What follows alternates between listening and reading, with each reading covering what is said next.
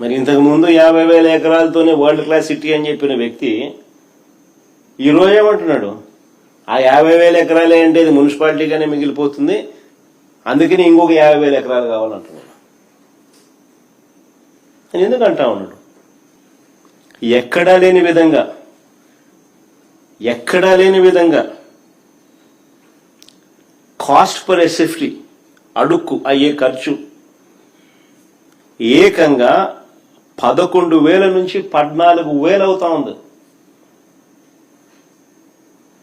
Cost per SFT ఎక్కడా చూడని విధంగా, ఎక్కడా లేని విధంగా అడుక్కయ్యే ఖర్చు 11,000 నుంచి 14,000 దాకా ఎందుకు అవుతా ఉంది? ఏ స్కాముల వల్ల ఇది ఎగబాకుతా ఉంది? అన్న వీటికి సమాధానం ఎక్కడైనా అసెంబ్లీలో చెప్పాడా?